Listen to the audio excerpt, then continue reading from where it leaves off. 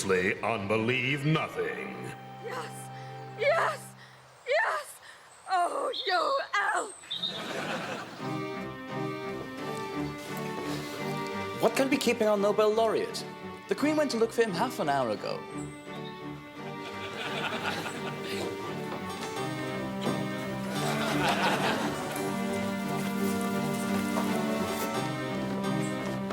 I am so sorry I'm late. I took a wrong turning and I found myself stuck in a tight little passage. Hello.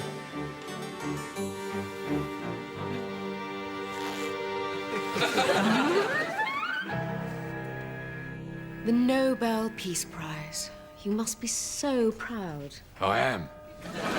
And yet what news coverage do I get in my own country? A tiny insertion in Nigel Dempster, alongside a huge exclusive headline, Catherine Zeta-Jones breaks nail. Or was it wind? Professor Cnut's room's intractable world problem solved while you wait. One moment, please. Are you here, sir? It depends. Quite. Obviously, in a strictly physical sense, you are here, yet in a metaphysical sense, is any of us truly anywhere? Yeah.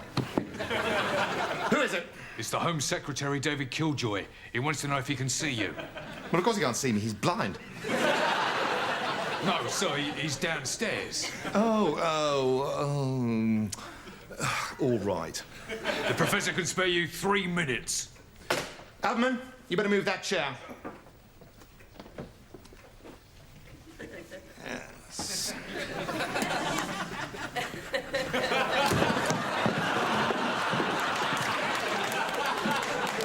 I'm so sorry, Home Secretary. How on earth could that have got there? The porter wouldn't let me bring my guide dog up. We had a dog when I was little. Really? Sort of Bertrand Russell Terrier, was it? No, retriever. He was always bringing things back. He couldn't bring Mummy back, though. He couldn't unfasten the straps on her straitjacket. Is there someone else in the room? Mr. Killjoy, please allow me to introduce Dr. Awkward. How do you do? A young lady. One might have thought my girlish contralto would have indicated my gender without your needing to palpate my breasts. Oh.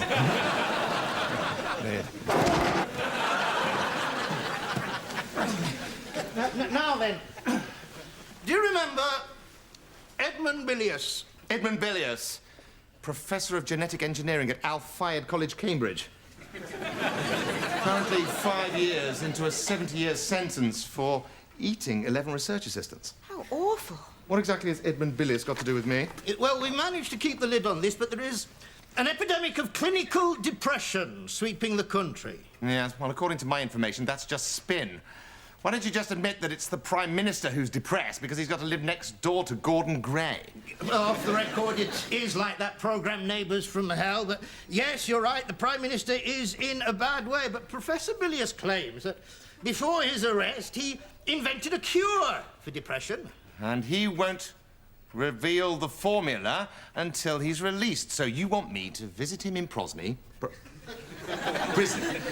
You want me to visit in prison, engage him in intellectual discourse, and discern whether his claim is genuine? You're on the ball and no mistake.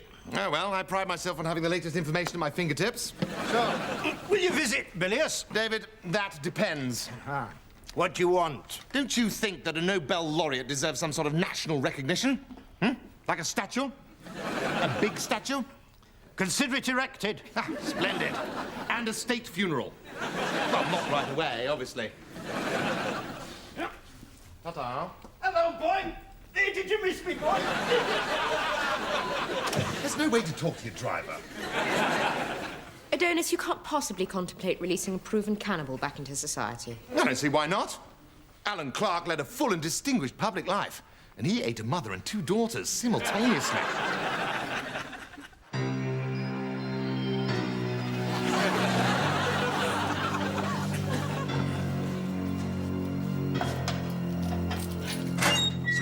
I'll look after the Professor from here on.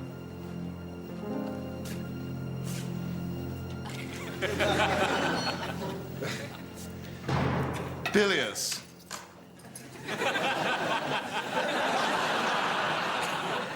Cnut? suggest you stay this side of the line, sir. As if I'd eat a Nobel Prize winner. I'm harmless.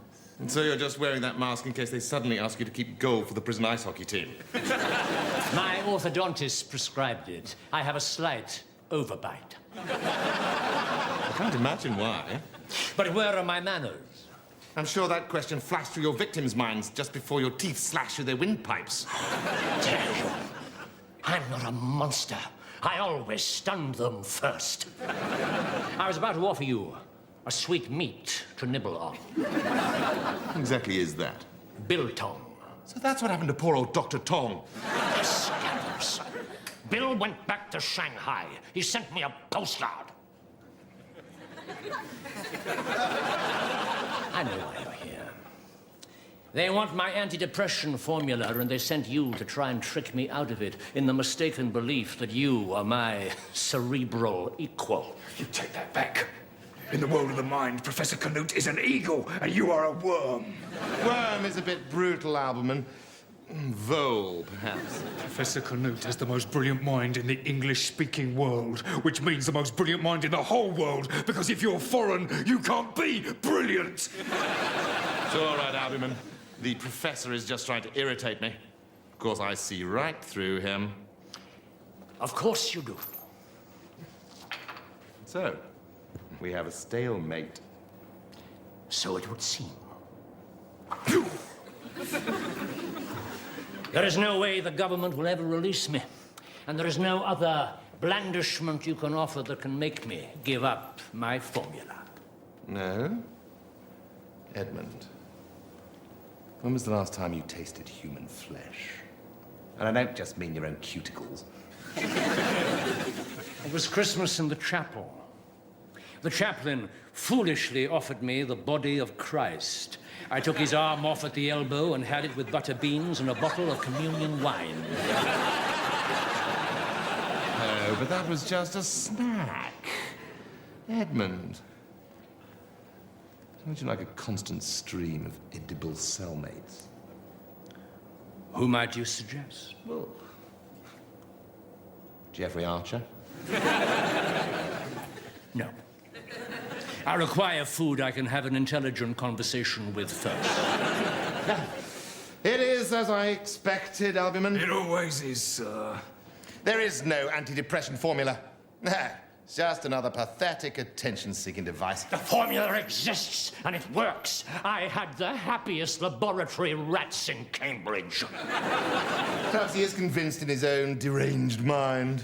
Clinical depression is produced by the effect on a previously undiscovered sector of the pituitary gland of the genes 456, 487, and 501. Oh. I've heard of the 501 gene, sir.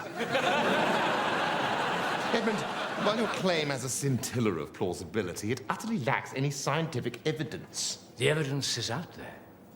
If you have the wit to find it. I see.